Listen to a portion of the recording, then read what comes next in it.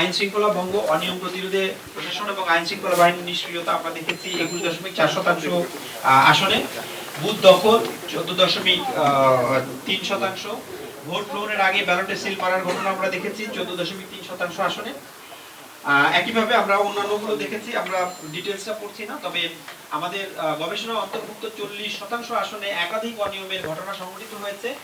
এদের মধ্যে 28.6% আসনে অনিয়ম এবং আইন শৃঙ্খলা ভঙ্গের ঘটনায় অভিযোগ দায়ের করা হয়েছে এবং অভিযোগ দায়েরের প্রেক্ষিতে 75% আসনে সংশ্লিষ্ট কর্তৃপক্ষ পদক্ষেপ গ্রহণ করেছেন। নির্বাচন অনুষ্ঠানের দিন আমরা দেখেছি, নির্বাচনের দিনে কেন্দ্রগুলোতে সংঘটিত যেসব অনিয়ম হয়েছে সেগুলোর মধ্যে অন্যতম হলো স্বতন্ত্র নারী প্রার্থীর উপর হামলা করা হয়েছে, কেন্দ্রের বাইরে ভয়ভীতি প্রদর্শন করা হয়েছে, স্বতন্ত্র প্রার্থীর পোলিং এজেন্টদের কেন্দ্র থেকে বের করে দেওয়া হয়েছে।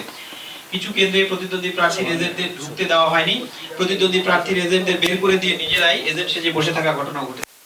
বানোয়াট নিয়মের অজুহাতে ভোটারদের হেনস্থা করা, একজনের ভোট অন্যজন প্রদান করা, ভোটের সময় টাকা বিতরণ করা হয়েছে, অনেকে একসাথে বুথে ঢুকে অবৈধভাবে ব্যালট পেপারে সিল মারা, আইন শৃঙ্খলা রক্ষাকারী বাহিনী কর্তৃক স্বতন্ত্র প্রার্থীর পোলিং এজেন্টদের ভয় দেখানো, এজেন্টদের হয়রানি করা হয়েছে।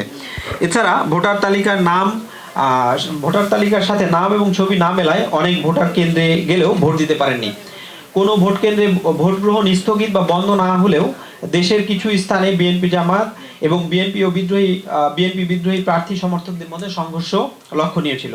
আমরা নির্বাচন পরবর্তী সংঘাত দেখেছি, সেখানে নির্বাচন পরবর্তী সংঘাতের ক্ষেত্রে আমাদের যে গবেষণাভুক্ত এলাকায় সেখানে দেখেছি রাজনৈতিক প্রতিপক্ষ দলগুলোর মধ্যে সংঘাত হয়েছে।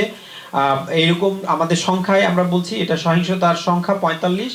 প্রতিপক্ষের ভোটার কর্মী সমর্থকদের ভয়ভীতি প্রদর্শন করা হয়েছে এমন ঘটনা ঘটেছে 34টি। একই দলের বিদ্রোহী প্রার্থীদের মধ্যে সংঘর্ষ হয়েছে 16টি। বোমা বিস্ফোরণের ঘটনা এবং অবৈধ অস্ত্র ব্যবহার এবং গুলির ঘটনা ঘটেছে 5টি। প্রতিপক্ষ সমর্থক ভোটারদের থেকে জোরপূর্বক অর্থ বা চাঁদা আদায়ের ঘটনা ঘটেছে 3টি। ফলাফল প্রত্যাখ্যান করে বিক্ষোভ হয়েছে 2টি। প্রশাসন এবং আইন শৃঙ্খলা রক্ষাকারী বাহিনীর সাথে সংঘর্ষের ঘটনাও ঘটেছে এবং ধর্মীয় জাতিগত সংখ্যালঘু ভোটারদের উপর হামলার ঘটনাও আমরা দেখেছি আমাদের গবেষণাভুক্ত এলাকায়। দল এবং প্রার্থীর নির্বাচনী প্রচারণা ব্যয় আমরা যদি দেখি তাহলে সেই ক্ষেত্রে আমরা দেখতে পাই যে সামাজিক যোগাযোগ মাধ্যমে নির্বাচনী প্রচারণার জন্য রাজনৈতিক দল এবং প্রার্থীরা অনিয়ন্ত্রিতভাবে অর্থ ব্যয় করেছেন। এই ক্ষেত্রে আমরা তফসিল ঘোষণা পূর্ব থেকে নির্বাচনের পূর্ব পর্যন্ত যে সময়টা সেই সময় আমরা প্রত্যক্ষ করেছি। সেখানে দেখেছি যে আমরা বিএনপির যেই পেজ ছিল, দলীয় পেজ যেটা ছিল সেটা 21টি পেজে আমরা দেখেছি 1,24,52,532 টাকা খরচের আমরা তথ্য পেয়েছি।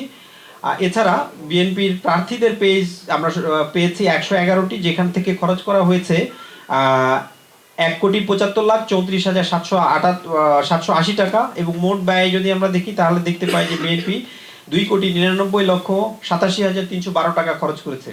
ঠিক একইভাবে আমরা জামাতে ইসলামীর 8টি পেজ দলীয় পেজ দেখেছি এবং সেখানে মোট ব্যয় হয়েছে 28,62,160 টাকা। তাদের প্রার্থীদের 107টি পেজ দেখেছি আমরা এবং সেখানে 1,56,56,200 টাকা খরচ করেছেন তারা এবং মোট ব্যয় হয়েছে তাদের জামাতে ইসলামীর 1,30,18,360 টাকা।